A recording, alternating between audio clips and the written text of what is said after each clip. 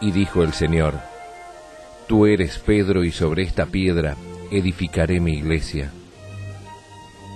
El Santo Padre, Benedicto XVI, en su aprobación y promulgación del compendio del Catecismo escribió: Agradezco infinitamente a Dios nuestro Señor el haber dado este catecismo por mi venerado y amado predecesor, el Papa Juan Pablo II. Estos, la Iglesia, el Papa y el Catecismo, son los fundamentos de esta catequesis de primera comunión. En nombre del Padre, y del Hijo, y del Espíritu Santo. Amén. Ave María Purísima, sin pecado concebida. Muy bien, amigos, bienvenidos a nuestro curso para padres y catequistas de primera comunión. Mónica, ¿cómo estamos? Gracias por tu presencia. Muchas gracias, Padre Juan María, un gusto. El privilegio es todo mío. Y aquí estamos ya en nuestro programa número 18. Continuamos hoy con nuestras historias y figuras de Israel, ¿no? Y hoy comenzaremos a hablar del libro de Job, que también les recomiendo vivamente leer en vivo y en directo de la Biblia, porque es un libro del que podemos sacar muchísimas enseñanzas, en fin, como toda la Biblia, ¿no? Pero el libro de Job es particularmente importante porque se ve lo que es la fidelidad de un hombre en momentos de grandes dificultades, de grandes dolores, como aún así este hombre realmente fue muy fiel a Dios y Dios premió esa fidelidad. Y dice así: Job era un judío devoto que tenía 7 hijos varones y 3 hijas mujeres. Poseía 7.000 ovejas, 3.000 camellos, 500 yuntas de bueyes, 500 burras, y trabajaban para él cualquier cantidad de peones. Pero a partir de un momento dado, las desgracias empezaron a sucederse para Job. Se murieron sus hijos y sus hijas, las 7.000 ovejas, los 3.000 camellos, las 500 yuntas de bueyes, las 500 burras, y tuvo que despedir al personal. De Yapa le vino una enfermedad terrible que transformó su cuerpo en una llaga viva. Tales desgracias fueron obra del demonio que, de esa manera, intentaba que Job se rebelara contra Dios. Pero Job soportaba todo con gran paciencia, admitiendo que lo que Dios nos da, Él nos lo puede quitar.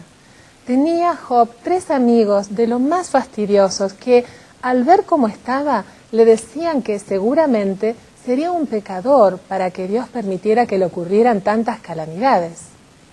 Por fin Dios se compadeció de Job, ordenándole al diablo que dejara de atormentarlo. Y para premiar su fidelidad, lo curó, le dio 7 hijos más fuertes e inteligentes que los otros, 3 hijas más lindas y cariñosas que las anteriores, 14.000 ovejas, 6.000 camellos, 1.000 yuntas de bueyes, 1.000 burras, y tuvo el doble del personal que antes tenía. Pasadas las desgracias, Job vivió 140 años más, feliz y contento. Unos 5 siglos antes del nacimiento de Jesucristo, ocupó el trono de Persia Jerjes I, conocido también como el rey Asuero. Asuero resolvió casarse y, a fin de elegir mujer, dispuso que se presentaran en su palacio todas las muchachas que se sintieran bastante bonitas como para ser reinas. Entre ellas se presentó Esther. Esther era sobrina de un tal Mardoqueo y francamente preciosa. Cuando la vio, Asuero no dudó un minuto y se casó con ella sin saber que era judía. En esos días se preparaba un complot. Mardoqueo lo descubrió y le informó al rey, haciéndolo fracasar. El primer ministro de Asuero era Amán, un hombre malísimo que odiaba al pueblo judío. La gente tenía que ponerse de rodillas delante de él y adorarlo, cosa que Mardoqueo se negaba a hacer porque sabía que solo se puede adorar a Dios. Entonces Amán resolvió matarlo y mandó construir una horca para que lo colgaran de ella. La noche antes, el rey no podía dormir y para combatir el insomnio se puso a leer viejas crónicas de su reino. Entre ellas se encontró con la de aquel complot que Mardoqueo descubriera y recordó que nunca había recompensado a Mardoqueo por eso.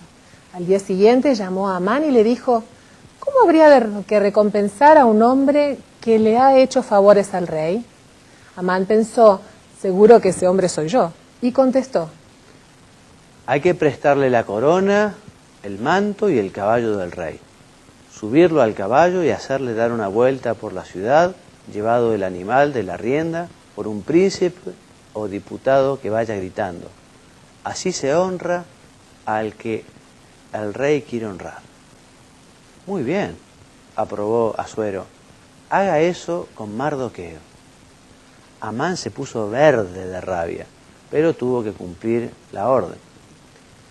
Un tiempo antes, Amán había preparado un plan para exterminar al pueblo judío que sería pasado a cuchillo. Mardoqueo se enteró y le pidió a su sobrina que salvara a los israelitas. Esther organizó un gran banquete en honor del rey, y cuando estaban en lo mejor, le reveló que era judía y que Amán liquidaría a los suyos, rogándole por ellos. Asuero hizo detener a Amán y lo colgaron de la misma horca que éste ordenara construir para Mardoqueo. Mardoqueo fue primer ministro y Esther sería siempre recordada con agradecimiento por haber salvado a su pueblo. Muy bien, y a modo de objetivo podemos recordar lo siguiente. En cuanto a Job, podemos reiterar que se debe aceptar las desgracias con resignación y hasta con alegría, ya que Dios por algo las permite. Con relación a Esther, señalar que la belleza es un don de Dios y que todo lo que en el mundo es bello constituye apenas un reflejo de la extraordinaria hermosura divina. Qué lindo esto, ¿no? O sea, cómo nos tiene que llevar la belleza de la creación a Dios. Uno cuando se deslumbra en un atardecer, cuando se encuentra en el mar, cuando vea, bueno, que todo aquello nos lleve a dar gloria a Dios y a agradecer su creación. Bueno, y pasemos entonces a las verdades del compendio. Como les contara en la última lección, en la clase pasada, nos toca ver el séptimo mandamiento, que es no robarás. Este séptimo mandamiento declara, nos enseña, nos habla, trata sobre el destino y distribución universal de los bienes, sobre el derecho a la propiedad privada, sobre el respeto a las personas y a sus bienes y a la integridad de la creación. También la Iglesia encuentra en el séptimo mandamiento el fundamento de la llamada doctrina social de la Iglesia, que comprende, entre otras cosas, la recta gestión en la actividad económica, en la vida social y política, el derecho y el deber del trabajo humano, la justicia y la solidaridad entre las naciones y el amor a los pobres. El séptimo mandamiento nos dice que existe el derecho de propiedad privada, por lo tanto habrá que tutelarlo, cuando se ha adquirido o recibido de un modo justo. Mónica, ¿y cuál sería, según el compendio, entonces, la finalidad de la propiedad privada? Esto es garantizar la libertad y la dignidad de cada persona, ayudándole a satisfacer las necesidades fundamentales propias, las de aquellos sobre los que tiene responsabilidad y también la de otros que viven en necesidad. Muy bien, y el séptimo mandamiento prescribe el respeto de los bienes ajenos mediante la práctica de la justicia y de la caridad, de la templanza y de la solidaridad. Muy bien. En particular, exige el séptimo mandamiento el respeto a las promesas y a los contratos estipulados, la reparación de la injusticia cometida. Esto de la reparación es muy importante. Si viene una persona, por ejemplo, a pedir perdón a Dios a través del sacerdote en el sacramento de la reconciliación o la penitencia. Dice, bueno, Padre, yo me acuso de haber robado. El sacerdote, naturalmente, dirá, bueno, eso que has robado lo tenés que devolver, ¿no? Porque la restitución es una manifestación también de ese arrepentimiento. Habrá algunas circunstancias que puedan hacer más difícil la restitución, pero siempre hay que restituir. Si se murió quizá el hombre que se lo robó, se restituirá a los herederos. O si se ha dilapidado, se ha gastado aquello que se robó, bueno, habrá que esperar y hasta conseguir ese monto para entregarlo, en fin. Pero la justicia exige poner a la persona en la misma situación que estaba antes, que uno ha perjudicado con este pecado, ¿no? También el séptimo mandamiento exige el respeto a la integridad de la creación mediante el uso prudente y moderado de los recursos minerales, vegetales y animales, con singular atención a las especies amenazadas de extinción. En este sentido también es bueno que nosotros sepamos, ¿no?, que el hombre debe respeto también para con los animales, porque son criaturas de Dios, y además porque efectivamente uno puede perjudicar a otras personas. Cuando hablábamos, por ejemplo, de las especies en extinción, ¿no? O sea, uno también por respeto a los demás habitantes del planeta tiene obligación de respetar la vida de aquellos animales. Pero el catecismo también nos dice que el amor a los animales no puede llevar a uno a tener un desmedido amor hacia ellos, ¿no? Un desmedido amor hacia ellos, por ejemplo, no sé, uno haga unos gastos tremendos o ponga todo el corazón en un animal, ¿no? Igual pues un animal, una cosa, el corazón tiene que tener, digamos, una escala de valores en los amores, ¿no? Dios, el prójimo, ¿no? Lo material, en fin, los animales más abajo, ¿no? Si uno tiene en primer lugar el amor a un animal, realmente tendría que hacer un esfuerzo por ordenar sus afectos, ¿no? Entonces, pero bueno, también hay que tratarlos bien a los animales, y por ejemplo menciona el caso de la experimentación científica, ¿no? También existen, la ciencia tiene todos unos protocolos que hay que respetar para experimentar en animales, ¿no? Bueno, pero el séptimo mandamiento prohíbe ante todo el robo. El robo, que a modo de definición decimos que es una usurpación del bien ajeno contra la voluntad razonable de su dueño. Contra la voluntad, porque si el dueño uno se lo quiere dar, no hay robo. Y además cuando dice contra la voluntad razonable, puede llegar a ser el caso de que aquella persona al que alguien le sacó algo, uno tenga derecho. Son casos difíciles, ¿no? Pero, por ejemplo, una persona que trabaja y que no se le paga su salario, quizá él, en fin, es bueno que lo consulte un sacerdote, que lo vea, pero él podría llegar a tomar parte como para reponer, digamos, aquello que se le está privando. Evidentemente, en este caso, pues, tiene que ser el último, ¿no? Primero habrá que buscar una negociación para que le paguen el sueldo que le corresponde en justicia y hacer todo como Dios manda, ¿no? Pero, por eso dice aquí, el catecismo habla de la voluntad razonable de sus dueños, ¿no? Entonces, da unos ejemplos. Esto sucede también cuando, por ejemplo, te pediría, Mónica... Esto sucede también cuando se pagan salarios injustos, cuando se especula haciendo variar artificialmente el valor de los bienes para obtener beneficio en detrimento ajeno, y cuando se falsifican cheques y facturas. Prohíbe además cometer fraudes fiscales o comerciales y ocasionar voluntariamente un daño a las propiedades privadas o públicas. Y prohíbe igualmente la usura, la corrupción, el abuso privado de bienes sociales, los trabajos culpablemente mal realizados y el despilfarro. Muy bien. Entonces, hemos dicho que la doctrina social de la Iglesia es la voz de nuestra Santa Madre en aquellos temas que tienen que ver justamente con la vida del hombre en sociedad, ¿no? Entonces, en los temas que tienen que ver con la dignidad de la persona humana, en los temas que tienen que ver con las cuestiones fundamentales, la Iglesia no puede callar una opinión cuando efectivamente aquellos derechos se están avasallando, cuando efectivamente no se están respetando. La Iglesia, sin meterse en política, sino que dando un juicio moral, puede decir que efectivamente allí se están realizando injusticias, ¿no? Por eso todo lo que tiene que ver con el trabajo, con el salario, todo lo que tiene que ver con la vida humana, o sea, cosas esenciales que hacen, digamos, a la dignidad de la persona, la Iglesia habla y nos dice cuál debería ser la forma de obrar, o marca, digamos, un error o algo mal que se está haciendo, ¿no? Por eso dice el compendio, la Iglesia interviene emitiendo un juicio moral en materia económica y social cuando lo exigen los derechos fundamentales de la persona el bien común o la salvación de las almas. En este sentido, se oponen a la doctrina social de la Iglesia los sistemas económicos y sociales que sacrifican los derechos fundamentales de las personas o que hacen del lucro su regla exclusiva y su fin último.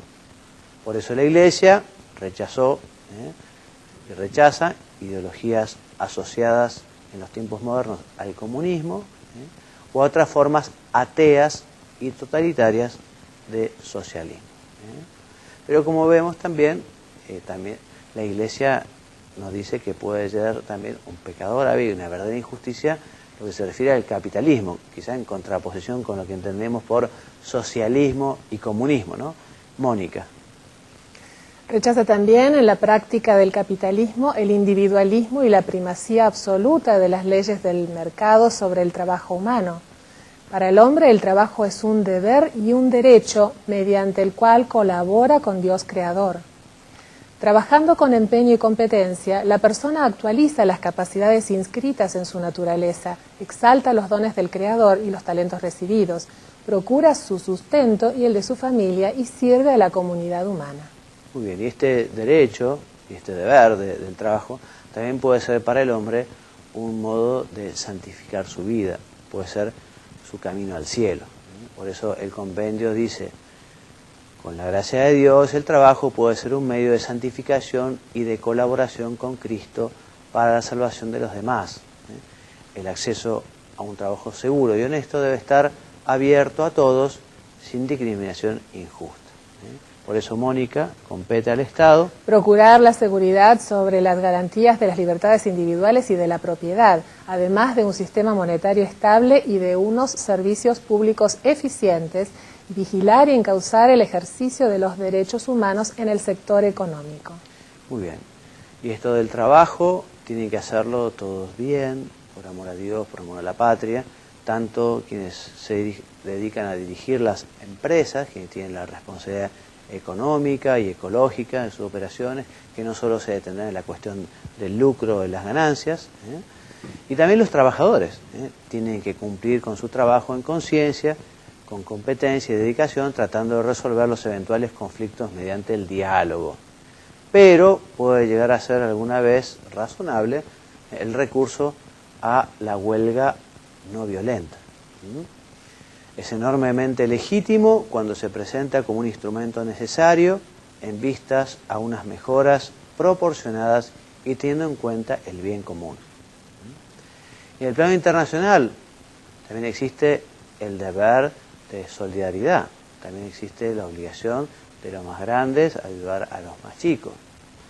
El compendio dice que todas las naciones e instituciones deben obrar con solidaridad y subsidiariedad a fin de eliminar o al menos reducir la miseria, la desigualdad de los recursos y de los medios económicos, las injusticias económicas y sociales, la explotación de personas, la acumulación de las riquezas de los países pobres y los mecanismos perversos que obstaculizan el desarrollo de los países menos desarrollados. En ese sentido, Mónica, los fieles cristianos laicos intervienen directamente en la vida política y social, animando con espíritu cristiano las realidades temporales y colaborando con todos como auténticos testigos del Evangelio y constructores de la paz y de la justicia. Sí, porque los fieles cristianos tienen que santificar estas realidades y la política es una realidad que también debe ser santificada por los cristianos. Allí donde hubiera un político cristiano debería estar Cristo, porque cada uno de nosotros debemos ser Cristo. Y también tenemos que llevar a Cristo a la política, a la educación, a los medios de comunicación, o sea, llevar a Cristo a todas las realidades buenas que tiene este mundo, ¿no? Esta sociedad. Muy bien, el amor a los pobres se inspira en el Evangelio de las bienaventuranzas y con el ejemplo de Jesús en su constante atención a los pobres, ¿no? Jesús dijo: cuanto hicisteis a uno de estos hermanos míos más pequeños, a mí me lo hiciste. Por eso, Mónica, el amor a los pobres se realiza mediante la lucha contra la pobreza material y también contra las numerosas formas de pobreza cultural, moral y religiosa. Las obras de misericordia espirituales y corporales, así como las numerosas instituciones benéficas a lo largo de los siglos, son un testimonio concreto del amor preferencial por los pobres. Muy bien, entonces hasta aquí nuestras enseñanzas del séptimo mandamiento. Vamos a pasar ahora al consejo, a la idea que Mónica nos brinda en cada programa. Qué lindo. Sí, la semana pasada, si recordamos, estábamos hablando de la importancia de que, bueno, así como la catequesis es cristocéntrica, la vida sea cristocéntrica y tengamos intenciones de, cada vez que tengamos de hacer algo, la intención sea por amor a Dios, por amor al prójimo, para el bien común. Y aquí quería compartir con todos unas claves que nos las acerca San Alfonso María de Ligorio, que es para que hagamos un autoexamen, una especie de mirada introspectiva y veamos a ver si realmente estamos haciendo algo por interés, y sobre todo me refiero en el ámbito catequístico, ¿no? Si lo que hacemos lo hacemos por interés personal o si realmente lo estamos haciendo por amor a Dios, para la gloria de Dios. Y los puntos son estos, lo leemos juntos. Buscamos la gloria de Dios cuando no desesperamos ante los resultados, cuando no son los esperados, cuando nos alegramos por los éxitos espirituales ajenos, cuando nada pido o nada rehúso, frase de San Francisco de Sales, o cuando no esperamos felicitación o agradecimiento por las buenas obras realizadas. Entonces, cuando hacemos algo por amor a Dios y por amor a nuestros hermanos, difícilmente pasemos una factura después, ¿no, Padre Juan María? Así es. Muy bien, muchas gracias, Mónica. Y ahora estos últimos minutos a dedicarlos a la instrucción del misal romano. Ya ingresamos en el capítulo 4 de la instrucción, que se refiere a las diversas formas de celebrar la misa, ¿no? Entonces, comienza diciendo la instrucción que en una iglesia local se asigna el primer lugar, como es lógico, a la misa que preside el obispo, rodeado de su presbiterio, diáconos y ministros laicos, y la que el pueblo santo de Dios participa plena y activamente, pues allí se realiza la principal manifestación de la iglesia. Entonces, la misa del obispo con sus presbíteros. En la misa que celebra el obispo, obsérvese las normas del ceremonial para obispos. También se dará importancia a la misa que se celebra en una determinada comunidad, sobre todo la parroquial, principalmente en la celebración comunitaria de los domingos. Y entre las misas celebradas por determinadas comunidades ocupa un lugar especial la misa conventual, la misa de una comunidad y un convento. Bueno, y hasta aquí entonces nuestro programa de hoy. Aprovecho para recordarles que quienes quieran encontrar este material pueden acceder a www.institutodeteología.org, este sitio que es retoño de un sitio anterior, en el que también está todo este material, que es www.oracionesydevociones.info. Bueno, los esperamos entonces para nuestro próximo programa, ya terminando prácticamente con el Antiguo Testamento, porque este curso son 40 lecciones, 20 lecciones del Antiguo Testamento y 20 lecciones del Nuevo Testamento. En el Antiguo Testamento vemos especialmente los mandamientos y en el Nuevo Testamento veremos especialmente los sacramentos en el compendio, ¿no?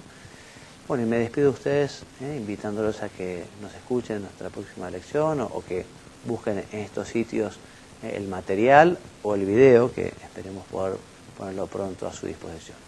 Que Dios los bendiga y los haga muy santos. Amén. Muchas gracias. Y dijo el Señor: Tú eres Pedro, y sobre esta piedra edificaré mi iglesia. El Santo Padre, Benedicto XVI, en su aprobación y promulgación del compendio del Catecismo escribió: Agradezco infinitamente a Dios nuestro Señor el haber dado este catecismo por mi venerado y amado predecesor, el Papa Juan Pablo II. Estos, la Iglesia, el Papa y el Catecismo, son los fundamentos de esta catequesis de primera comunión.